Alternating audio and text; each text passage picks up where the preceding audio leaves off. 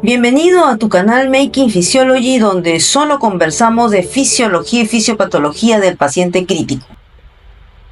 Vamos a intentar que cambies tu concepto de análisis de gases arteriales y de ácido base de un Henderson, Hasselbalch o HH conocido, clásico, que todos hemos aprendido en medicina, a un enfoque de Stewart, en donde ya el pH no solo se afecta por el PCO2, sino se afecta por el concepto de la diferencia de iones fuertes, o SID o DIF en castellano, y también se va a ver afectado por la concentración de los aniones totales, a los cuales denominaremos principalmente como la albúmina, el fosfato, entre otros. Entonces, vamos a comenzar. Mi nombre es Mónica Mesa, tenemos también una red de TikTok en donde nos puedes seguir, y de hecho esta explicación nace de un live que hicimos en TikTok y que espero les pueda ser de ayuda. Puntos clave acá para determinar es, hay que entender el impacto de los trastornos ácido-bases a nivel de clínica. Y son peligrosos en el entorno de sala de operaciones, que es, digamos, uno de los entornos más complicados que se tiene que afrontar del paciente crítico. ¿Por qué? Porque el paciente viene por emergencia muchas veces ya afectado, y lamentablemente el no intervenir con un soporte ventilatorio oportuno hace que en el postoperatorio se intente manejar al paciente como si fuera un electivo, y que lamentablemente pues muchas veces haga paro, haga complicaciones antes de ingresar a unidad de cuidados intensivos. Analizar los gases arteriales en función al paciente. Si yo tengo una gasometría es porque que he tenido una alteración clínica por la cual la tomo. No es que la tomo para control, eso no existe. La tomo para tomar decisiones en el paciente. Y este concepto de ácido base que ahora debe incorporar electrolitos, no solamente PCO2 y tener como referencia bicarbonato calculado, ya no. Casos clínicos frecuentes y con eso sellamos el conocimiento. ¿Cuál es la importancia? El trastorno más peligroso a nivel del cuerpo es la acidosis. La acidosis metabólica es un indicador de shock, lactato elevado y falla renal crónica como conceptos generales. La acidosis refractaria en el contexto de una hipoxemia refractaria o recuperación de SOP es grave, y la acidosis metabólica de ingreso a SOP de emergencia y luego en la sala de recuperación anestésica, desde luego que también lo es, y es el motivo por el cual no se debe retirar de ventilador mecánico a un paciente que viene en estas circunstancias. ¿Cuál es el impacto negativo que tiene la acidosis en el cuerpo? Bueno, el pH por debajo de 7.2 igual a 7.2 es igual a un checklist para paro cardiorrespiratorio. Es lo primero que tengo que tener en cuenta. Mi algoritmo de ACLS o soporte de vida avanzado cardiovascular me dice que de las 5H, 5Ts, una es la acidosis. ¿Y por qué? Me va a generar daño a nivel de contractilidad cardíaca, a nivel de los vasos arteriolares, va a haber una dilatación. Por eso que el paciente, cuando está chocado, evidentemente, y tiene una acidosis, va a requerir más inotrópico. Le pongo bicarbonato y el requerimiento de inotrópicos desciende. Estos pacientes reducen el gasto cardíaco por solo la acidosis y tienen arritmia frecuente. El clásico paciente que nos llama a la emergencia como interconsulta al intensivista porque tiene una arritmia que no se controla, ¿no? Eso se ve con mucha frecuencia. A nivel respiratorio genera una fatiga muscular.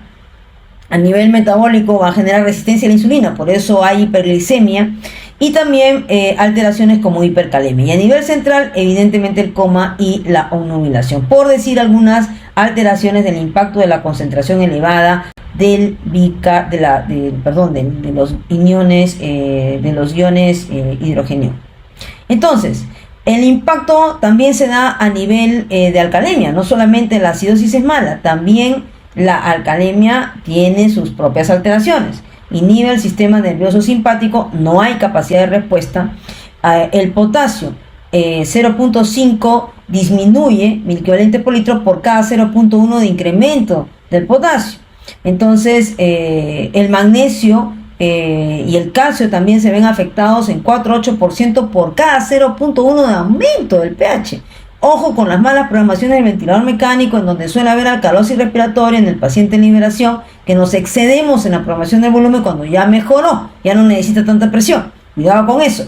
Y obviamente irritabilidad neuromuscular, predisposición a arritmias y la reducción de la disponibilidad del oxígeno. Por eso es que el paciente con alcalosis respiratoria en liberación se queda atrapado muchas veces unos días más en el ventilador. Primero, no estimulamos el centro respiratorio porque está con alcalosis, evidentemente no hay estímulo de CO2. Encima, no hay disponibilidad de oxígeno y esto pues afecta la salida del respirador. Fácil, ¿no?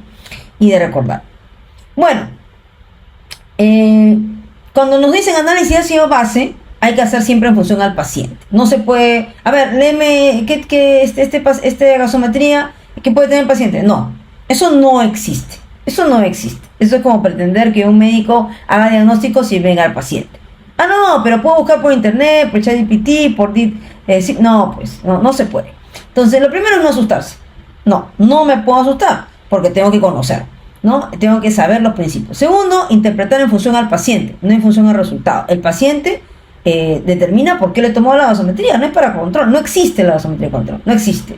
Hay que buscar el trastorno más peligroso, aquel que ponga en riesgo al paciente, y hay que identificar las causas del trastorno que tiene el paciente para corregirlas de inmediato. Entonces, vamos a comenzar con una gasometría. Es un paciente en paro cardiorrespiratorio, y fíjense ustedes que encontramos un pH de 7.99 con un peso de 113, con un O2 que ahí evidentemente está afectado, no sabemos si está bien o mal, evidentemente es cuestionable, pero tiene que ver también con cómo llevó la muestra, porque para hacer una buena análisis de gasometría yo debería tenerlo dentro de los minutos. Yo no puedo tener más de una hora porque comienza a producirse acidosis metabólica. Además de eso, el oxígeno comienza a bajar. Tengo que llevarlo idealmente en una cajita con hielo. Yo sé que muchos de los hospitales no tienen eso. ¿Por qué? Porque tienen la gasometría en sus unidades de cuidados intensivos, en su sala de operaciones, en la parte de emergencia. Pero si no hay eso y hay una distancia, yo sí puedo tener una alteración solo por la forma en que tomo la muestra de gases arteriales. Entonces vemos que este paciente además tiene bicarbonato en 27, probablemente sea un retenedor crónico. ¿Y qué elementos tengo que identificar para la gasometría? El pH, el PCO2, el PO2 en relación al FiO2, el bicarbonato, que es calculado, que no es medido, tiene otro color porque tiene otra connotación en el análisis. Y desde luego electrolitos, lactato y albúmina. Es decir, Stewart ya me dice que yo tengo que tener estos elementos para el análisis, ¿correcto? Que es la diferencia en relación al HH clásico. Entonces los pasos para el análisis son, primero, reconocer la necesidad. ¿El paciente necesita la gasometría, sí o no? Para eso hay que ver al paciente. Segundo, recordar los puntos de corte. Acá los rangos no ayudan. Los rangos no ayudan. Ah, que mi paciente tiene 7.35, entonces está bien. No. 7.35 para el análisis de gases arteriales es acidosis. Punto. No hay más. Ya después, justamente en función al punto número 1, cómo lo veo al paciente, tomará importancia y para la toma de decisión de la terapia. Porque puede tener un trastorno y de ahí a que requiere una terapia específica, lo vamos a determinar. Lo tercero, identificar el trastorno primario con esos puntos de corte. Primer trastorno primario. Luego, el mecanismo compensador, porque el cuerpo es sabio y cuando hay una alteración ácido-base tiene que haber una compensación. Y esa compensación viene desde la parte bioquímica, pulmonar, renal y por ahí el hígado. Identificar los mecanismos compensadores, qué tan operativos están. Es decir, yo sé que el pulmón tiene que responder, pero si tengo síndrome de estrés, si tengo falla cardíaca con congestión, si el pulmón está a media caña, no va a poder dar la talla. Entonces tengo que darle un manejo inmediato, porque si no, el paciente se me va. El riñón, si tengo una falla renal crónica, no voy a poder manejar adecuadamente, entonces precipitadamente tengo que definir o diálisis o reposición con bicarbonato. Vamos con un caso clínico y con eso vamos a determinar la necesidad y determinar el primer paso por qué se tomó la gasometría, ¿no? Si el paciente está crítico en emergencia, en UCI, en SOP, ¿no? O en recuperación, tengo que definir si el paciente está con oxigenoterapia, con ventilación mecánica y tengo esta gasometría. Si tengo esta gasometría, entonces yo podría decir, bueno, este paciente definitivamente está alterado, 718, 70, 56, debe corresponder a un paciente crítico. No creo que corresponda a un paciente que está ventilando espontáneamente con canalotracostomía. Probablemente corresponde a este otro paciente que está con soporte ventilatorio y este es el paciente antes y después de haber sido manejado con patologías X en la unidad de cuidados intensivos. Entonces, siempre la gasometría se analiza en función al tipo de paciente. Lo segundo es, una vez identificado clínica y gasometría, tengo que ver rangos, pero no utilizados para el análisis. Estos rangos que normalmente uno los tiene para el análisis de los gases arteriales, no van a ser de utilidad para el análisis. Solamente me dicen si el paciente está en rango. Para el análisis, 7.4, PCO2 40, bicarbonato 24 y PO2 90. ¿Qué significa esto? Que si yo tengo un pH de 7.39 y tengo evidentemente un paciente, yo no voy a decir que está, para el análisis no decir que está normal, yo digo tiene acidosis, punto, porque está por debajo de 7.4. Así es el análisis, así de directo, preciso. Entonces, luego de 7.39 tengo que definir, ok, ese PCO2, esa acidosis puede ser respiratoria si ese PCO2 está por encima de 40, 42, ya, acidosis respiratoria, ¿se acabó? Si de pronto tiene 7.39, acidosis, y el PCO2 está en 39, eso no es ya acidosis respiratoria, porque debería estar por encima de 40. Eso quiere decir que probablemente el problema es metabólico, entonces diré acidosis metabólica. Es decir, dense cuenta, el que define la acidosis, ¿no? El tipo de acidosis es el bicarbonato, ya sea directo, el PCO2, ya sea directo o indirectamente, infiero la acidosis metabólica, pero en función al nivel del PCO2, no de bicarbonato, porque el bicarbonato es calculado, no medido. ¿Correcto? Entonces ya está. Otro aspecto importante es entender por qué utilizamos el pH en realidad y no la concentración de hidrogeniones. Porque bien podríamos decir, así como decimos, a ver, ¿cuánto está el sodio? 142, 150, o ahora último, ¿no? Problemas con las soluciones, está con 180, 170. Bueno, ok. Entonces, yo también puedo decir, ¿cuánto está, cuánto de acidosis tiene el paciente? Tiene una concentración de 0.00004 miliequivalente. No hablo así, pues, no puedo, pierdo mi tiempo. Además, hasta que se entienda, se concretice en mi cerebro, pierdo tiempo. Entonces, ¿qué es lo que se ha hecho?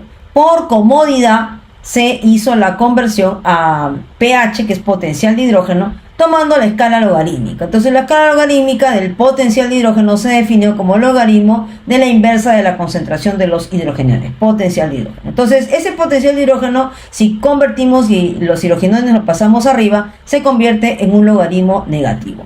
Ese logaritmo negativo de la concentración de hidrogeniones, si lo ponemos así y lo transformamos en potencia 10 a la menos 8 por la cantidad de ceros que están ahí, por 4, comienza ya a tomar más sentido y más practicidad. Luego a esto le determinamos cuál es el logaritmo, dividimos esta multiplicación en suma por la regla de los logaritmos, logaritmo 10 a la menos 8 más logaritmo de 4, y nos va a salir que el pH o potencial de hidrógeno es igual a negativo de negativo 8, que sale del logaritmo obviamente de 10 a la menos 8, más el logaritmo de 4, que es 0.6, 8 menos 0.6, y ahí se convierten los signos negativo negativo en positivo, me da 7.4. Entonces, este es el potencial de hidrógeno que corresponde a decir 40 nanoequivalentes. Entonces, uno no dice, tengo 40 nanoequivalentes por litro, pues, ni tengo 39, 38, 25, no. Lo que dice es cuánto tenemos en potencial de hidrógeno, ¿correcto? De ahí nace. En el paso 3 tengo que identificar el trastorno primario. Entonces, si el pH está menos de 7.4, acidosis. Si está por encima de 7.4, alcalosis. No entran rangos, recuerden. Siempre analizar pH y PCO2. El bicarbonato es calculado. Por lo tanto, si tengo pH menor de 7.4 y un PCO2 mayor de 40, estaré hablando de una acidosis respiratoria. Ahí creo que no hay ninguna duda. El pH menos de 7.4 y el PCO2 menos 40. Entonces, si el pH está acidótico y el PCO2 no está elevado, sino bajo, ojo, no es acidosis respiratoria, por tanto, deduzco que el problema es metabólico, ¿correcto? Así se analizan los gases arteriales. Entonces, fíjense en estos casos. pH 7.3, PCO2 65, bicarbonato en 29. Esto se trata de un pH bajo, un PCO2 alto, entonces es una acidosis respiratoria. ¿Cuál es la compensación? Un incremento de bicarbonato, lo vamos a ver con la fórmula. Acá tengo 7.3 con un PCO2 en 20 y un bicarbonato en 13. Tengo un pH acidótico con un PCO2 bajo. Entonces es una acidosis que no es respiratoria, será metabólica. Y ahí vemos que el bicarbonato está en 3. Pero también puede existir que tenga un pH acidótico 7.2 con un PCO2 elevado 58, que debería tener también un bicarbonato elevado, pero no, tiene un bicarbonato en 10, es decir, tiene un trastorno mixto, una acidosis respiratoria y metabólica, porque debería tener el bicarbonato más elevado.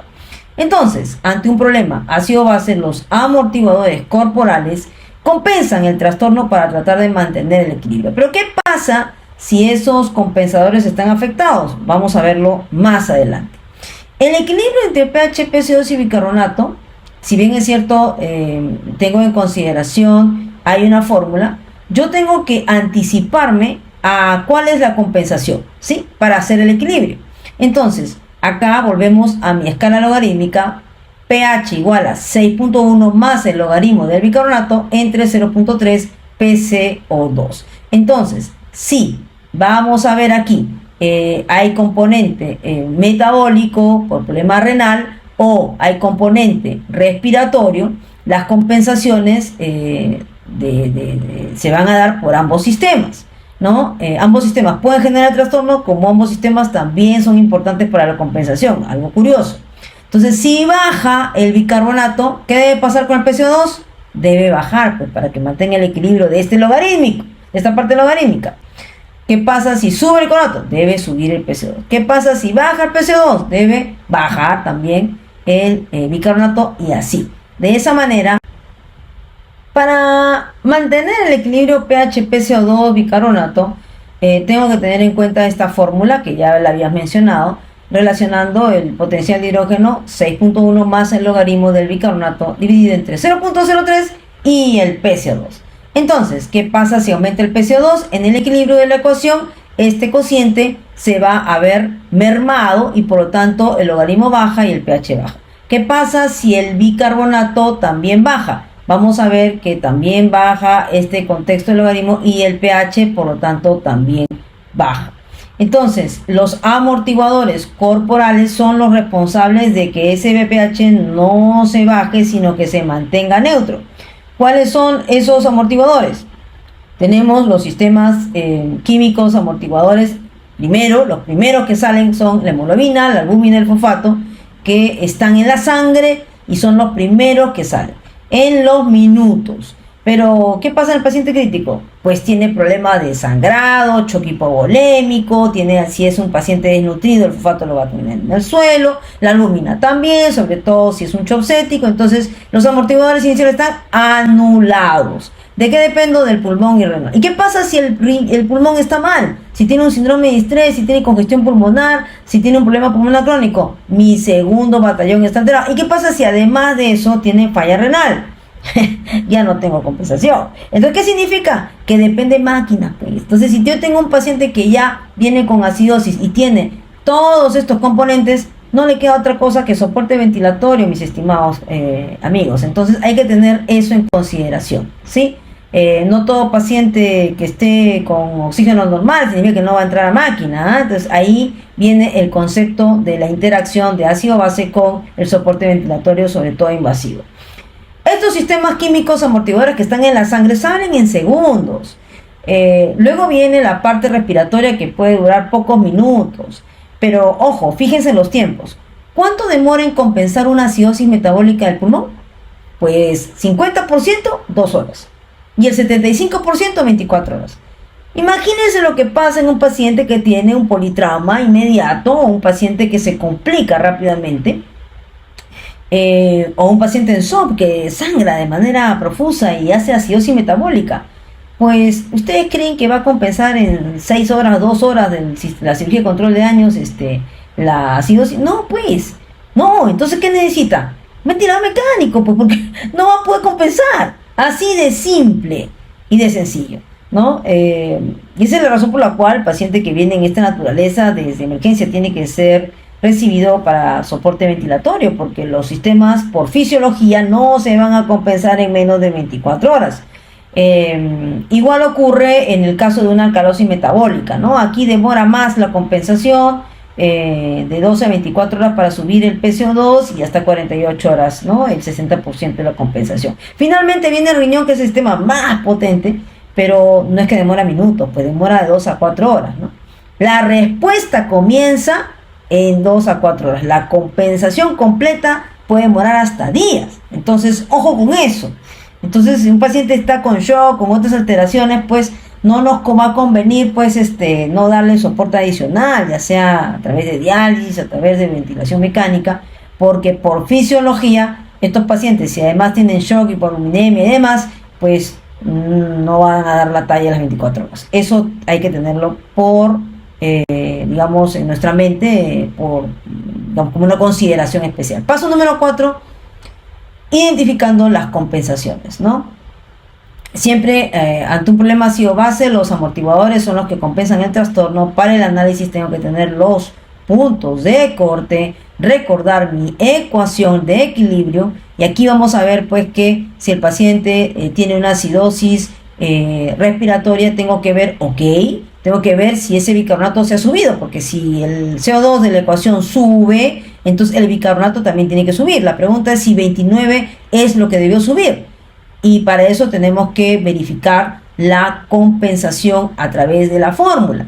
Por otro lado, si tengo un pH 7,3 y tengo un PCO de 20, baja el PCO2, entonces también debería bajar el bicarbonato. Si no baja en la medida adecuada, no voy a tener un pH compensado, y eso me va a generar también un trastorno doble, una acidosis metabólica con trastorno doble.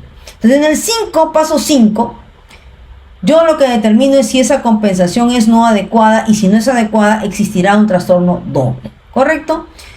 Imagínense aquí, tengo 7,2 de pH, un PCO2 58, lo cual implica una acidosis respiratoria. Esta acidosis respiratoria que vemos aquí, ¿no?, debería ser compensada por un bicarbonato elevado. Pero no, tengo un bicarbonato de 10, por lo tanto, no está compensado y tengo un trastorno doble. Para ese paciente tengo acidosis respiratoria y acidosis metabólica, probablemente el riñón esté lesionado.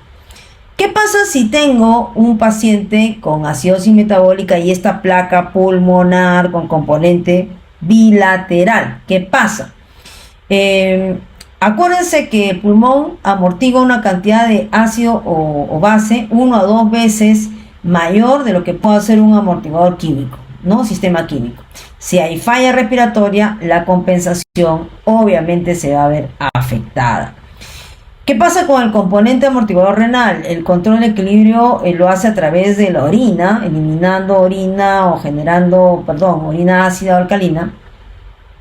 Y estos hidrogeniones se van a perder en la orina, ¿no? O puede reabsorber bicarbonato también, o puede tener otras consideraciones en la producción de nuevos iones de bicarbonato. Esta fórmula no es muy práctica de utilizar por el concepto fisiológico.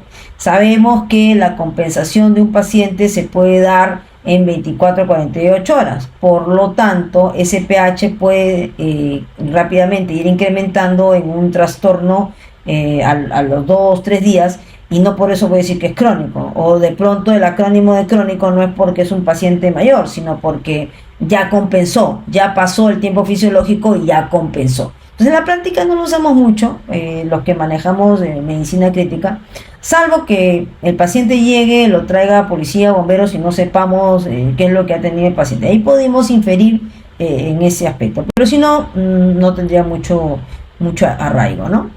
El cálculo de bicarbonato compensatorio va a depender del trastorno. Si el trastorno es primario, acuérdense, ¿no es cierto? Por PCO2, en caso agudo, por cada 10 equivalentes que aumente el PCO2, incrementa el bicarbonato en 1 a 2. Por cada disminución, disminuye de 2 a 3. Esa es la compensación de un trastorno agudo. Si el trastorno primario es crónico, más de 2 horas, por cada 10 de incremento del PCO2, va a incrementar un poco más el bicarbonato, y por cada disminución también va a disminuir un poco más el bicarbonato, porque el problema ya pasó las 72 horas, ¿no? A eso es el concepto de crónico, para que tengan esta consideración. Para la acidosis metabólica, como trastorno primario, puedo utilizar la fórmula de Winter para definir cuánto de CO2 debe alterarse. Aquí está, 1,5 por bicarbonato más 8 más menos 2, y obviamente si el CO2 no baja el nivel esperado, yo podría decir que está también con una acidosis respiratoria, ¿sí? Digamos, el PCO2 que debería bajar es 20 y está a 35, eso es una acidosis respiratoria. No, pero es que está en el rango 35, no señor, porque acuérdense que acá en ácido base analizamos puntos de corte, no rangos, acuérdense de eso. Rango es para terapia, para ver si vale la pena dar una terapia, eso lo vamos a discutir después. Antes de todo, cuando no había los aplicativos, no había ChatGPT, no había el DeepSeek, había un montón de inteligencia artificial actualmente, analizamos a través del nomograma, es decir, no nos hacíamos mucho problema y de pronto no sabes analizar así gases arteriales, agarrabas tu Tarascón y veías este gráfico que además está en todos los libros y decías, mi paciente está en el rango de 7.3, el paciente tiene un CO2 de 60, hago la intersección y además tiene un bicarbonato de 30, entonces mi paciente tiene una acidosis respiratoria aguda. Se acabó, no había más que hacer. Acá tenía mis fórmulas para compensar cuánto de bicarbonato debe tener el paciente y ya está. Así sacábamos cuando no, digamos, los que no conocían mucho el desempeño del análisis de gasometría con el nomograma y si no, con la fórmula, ¿no? Y bueno, ahora ya también están los aplicativos, ¿no? Discusión de casos clínicos con esto para tener fijación de conocimiento. Vamos a ver el paciente, un caso de un paciente en shock, séptico, cirugía abdominal, sale extubado, sin comentarios, con frecuencia respiratoria de 28, saturación de 92, usando musculatura accesoria, presión normal 130/70, frecuencia irregular 130 la cardíaca, con noradrenalina en 10, agitado, no colaborador, no respuesta verbal, no focalización. ¿Está crítico en el paciente? Crítico en ventilatorio, crítico en cardíaco con taquicardia, y crítico neurológico porque la agitación, la ansiedad ya es el primer signo de complicación fisiológica. Este es el pH 7.29 con un PCO2 35. pH bajo, PCO2 debería estar, si es la acidosis respiratoria, alto. No está alto, está bajo, entonces es un componente de acidosis metabólica. Ahí está, bicarbonato en 12. La pregunta es, ese 35, ¿le corresponde para ese trastorno primario de 12? ¿Sí o no? Pues ahí tenemos que definir. Y tiene hipoxemia, fíjense la placa, ¿no? Obviamente. Entonces, en el panorama clínico de este paciente, la hipoxemia, la acidosis empeora las condiciones de hipoxemia, porque va a generar trastorno diafragmático, alteración sobre el oxígeno directamente y me va a empeorar la hipoxemia. Hay que buscar causas de esa acidosis, como puede ser la sepsis, la más frecuente. La compensación tiene que ser respiratoria, pero hay que ver si es que es trastorno simple o doble. Y hay que ver el tiempo transcurrido para ver cómo presentándose los mecanismos compensatorios químicos y los demás, ¿no? Como es una operación, no nos han dicho cuánto ha sangrado, pero si es aguda, a veces sangran nivel 2, 3, y esto va a generar impacto definitivamente sobre también los amortiguadores químicos, como la albúmina, por ejemplo. Entonces hay que tener esa consideración. Se corrige la hipoxemia de acuerdo al PO2 para la edad, la fórmula 100 menos la edad entre 3, y con eso yo defino el nivel de oxígeno que requiero para este paciente, teniendo en cuenta que si hay hipoxemia refractaria, con máscara de reservorio, obviamente implica la reintubación del paciente. Pero fuera del concepto clásico de hipoxemia que está cantado, que tiene que recibir un soporte ventilatorio este paciente, el problema es cuando no tiene hipoxemia y cuando pensamos que solo el oxígeno y el CO2 son los indicativos para intubar y nos olvidamos del problema del trabajo respiratorio y que el pulmón es un compensatorio. Acuérdense que el pulmón es el órgano más pasivo que puede haber en la respiración. A veces nos enseñan en el colegio, respiración, pulmón. No, señor, el pulmón es un órgano pasivo. Lo que determina la respiración es el cerebro con el gatillo neurológico y la musculatura, que es la que a diferencia de presiones hace que ese pulmón se infle, punto. Entonces tengan en consideración eso. Por lo tanto, el trabajo respiratorio, requerimiento importante para poder generar la ventilación, también se puede ver afectado o puede necesitar una intervención adicional, no solo la hipoxemia. Entonces, en este caso, con un pH ácido, una concentración alta de hidrogeniones puede deberse ya sea por un CO2 alto o un bajo bicarbonato. En este caso, el alto bicarbonato me va a afectar este organismo, me va a alterar el pH. Si fuera bajo el bicarbonato, yo también podría tener un pH reducido. Entonces, resolviendo este caso, vamos a ver que con 7.2 y bicarbonato 12, la compensación no ha sido suficiente porque la instalación es en minutos, la parte respiratoria, por esa placa comprometida probablemente no ha sido completa, entonces no puede, necesita para compensar el 75% 24 horas, y con ese pulmón no va a llegar ni al 10% de compensación. Aplicando la fórmula del nomograma o fórmula de Winter, vamos a ver que le correspondería tener de 24 a 28 de CO2, pero el paciente tiene 35. Pero 35 es normal, doctora. No, cuando analizamos gases arteriales son punto de corte. Debe tener 24, está por encima de 24, sí, 35, acidosis respiratoria, punto. Entonces tiene acidosis metabólica más acidosis respiratoria asociada del paciente, lo cual es igual a ventilación mecánica. La acidosis metabólica me va a complicar al paciente. Tenemos las causas: shock, tengo que ver pérdidas gastrointestinales, uremia, alcohol, y obviamente me va a generar hipotensión, letargo, coma, arritmias, debilidad. Calcular el segundo apellido de la acidosis metabólica, el primer apellido de la compensación. ¿Está compensado o no? No, está con un trastorno doble, acidosis respiratoria. Y ahora su segundo apellido, ¿está con anión GAP normal o no? Para ver las causas. Cálculo del anión GAP: sodio menos cloro menos bicarbonato. Si tengo un anión GAP alto, voy a tener que buscar las causas: cetoacidosis, acidosis láctica, intoxicaciones, radiomielitis, falla renal. Y si estoy con un GAP normal, tengo que buscar pérdidas gastrointestinales, también viene la pérdida renal y otras causas asociadas del paciente. Causas de acidosis respiratoria: hipoventilación, alteración del sistema nervioso central, problemas pulmonares directos, y me va a generar disnea, sudoración, somnolencia y complicación en coma el paciente. Causa clínica de desorden ácido-base, pues tenemos acá los diferentes trastornos, desde la acidosis metabólica respiratoria a la alcalosis metabólica respiratoria y sus respectivas causas que tengo que echarme a buscar, y que en el caso del paciente sepsis es una buena posibilidad. Resangrado también, obviamente, ¿no? Entonces, esta concentración de hidrogeniones, recuerden, no solo está determinada por el PCO2, son tres variables: la diferencia de iones fuertes, denominada CID, y la concentración total de ácidos défiles, que le llaman el ATOT.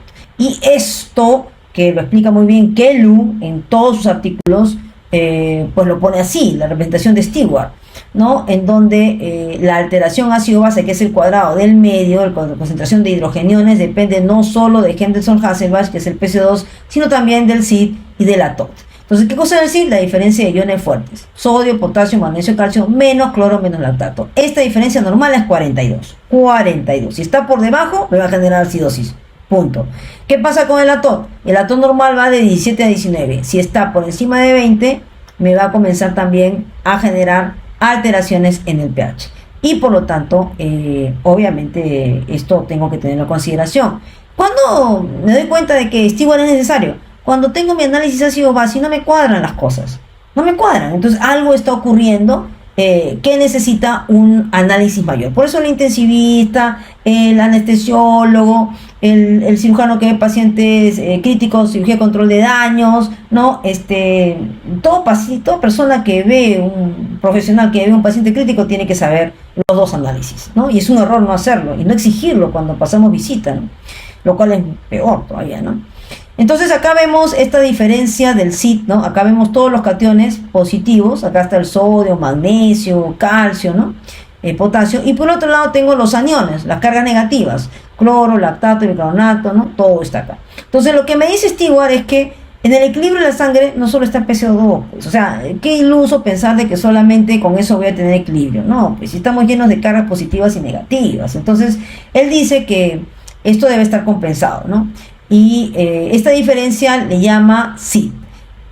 Además de eso también está el CID, que es el gap de ion fuerte. Este gap de ion fuerte no es otra cosa que la diferenciación del CID menos la albúmina y el bicarbonato. Ya es otro nivel de análisis, pero es importante tener la acotación. Finalmente, la interpretación del estado ácido-base va a depender de la clínica del paciente, el tiempo en que se da para ver la compensación, saber en qué momento se toma para tomar decisión, no para cualquier cosa, para tener simplemente mis resultados, y el entendimiento se conoce mejor en la medida que lo aplica usted a la cabecera del paciente. ¿Sí? Y aquí le voy a dejar algunos detalles con respecto al análisis de una revisión que hice hace muchos años, 2011, pero no deja de tener vigencia. Y les invito a que revisen ese resumen para que queden fijos los conceptos de Stewart. Bien, tenemos aquí el gráfico de la revisión que les había comentado respecto a disturbios ácido-base y una introducción a lo que llamamos nosotros el análisis de Stewart. Y en el análisis de Stewart hablamos que en la generación de la acidosis no solamente va a depender de el PCO2, sino de estos dos componentes, la diferencia de iones fuertes y la presencia del ATOT, ¿sí? Que son los aniones totales, cargas negativas. La diferencia de los iones fuertes está en relación a estos iones positivos menos los iones negativos. Esta diferencia del sodio, potasio, calcio, magnesio, menos el cloro y el lactato, que son los de carga negativa, me determinan este DIF y SIF.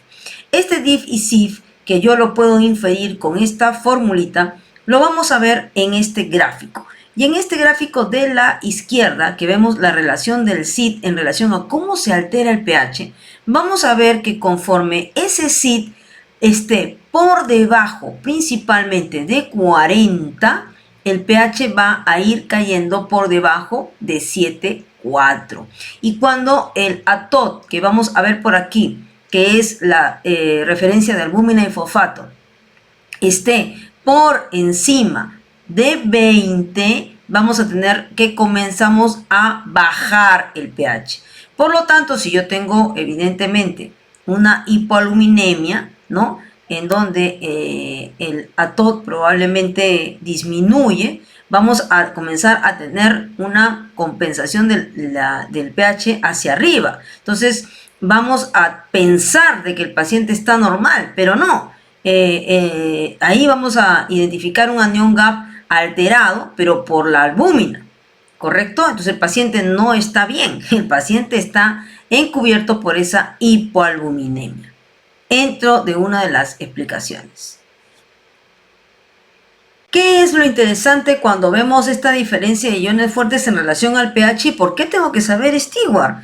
Porque no todos los pacientes van a ser explicados el ácido base alterado por el método convencional Henderson-Hasselbalch, que en adelante diremos HH.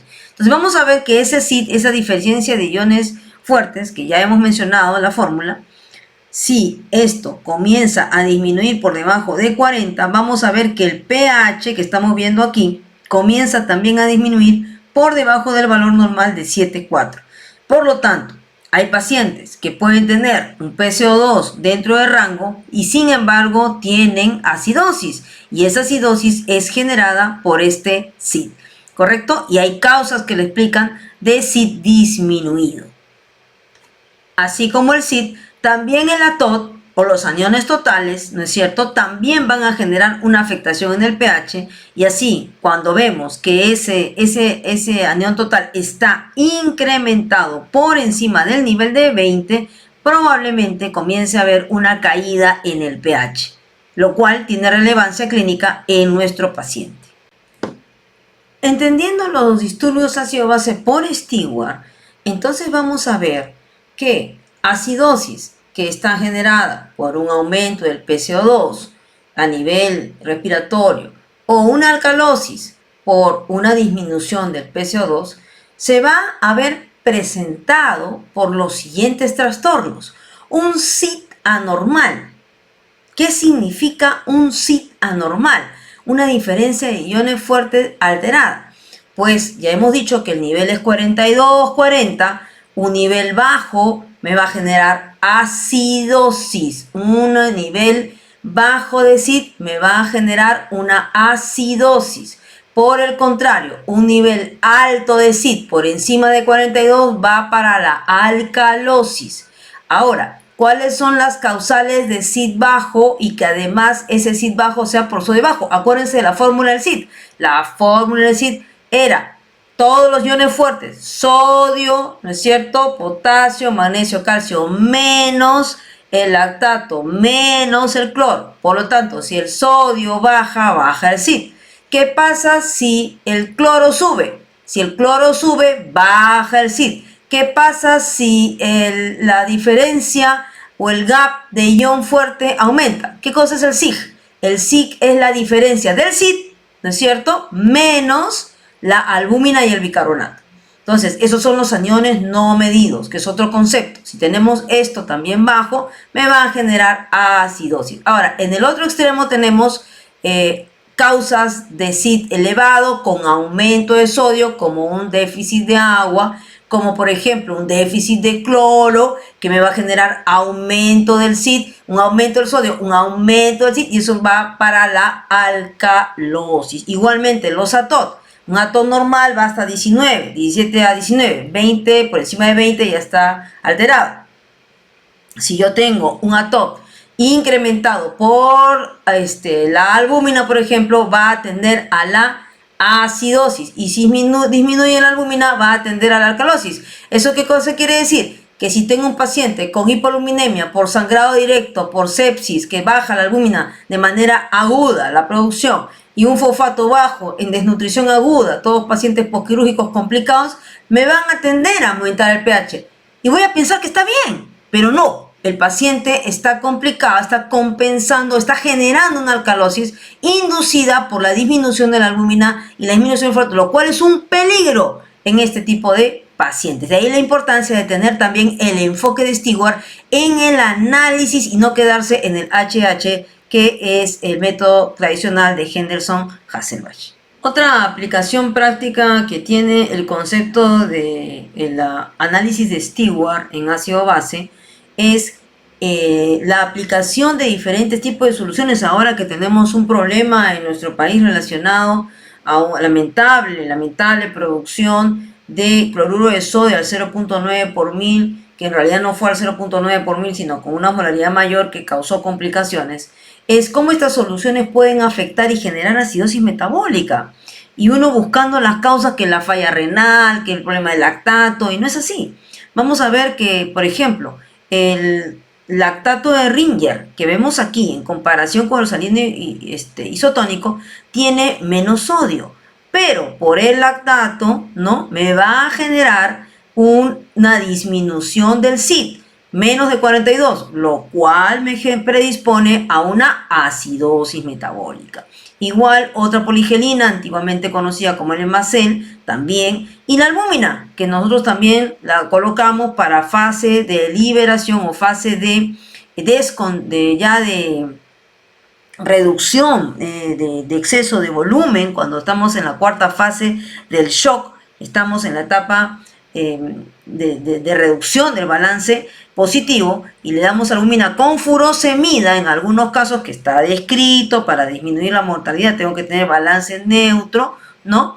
Entonces, en esa fase de evacuación yo puedo tener inducción de acidosis metabólica por un CID menor de 42 en 12.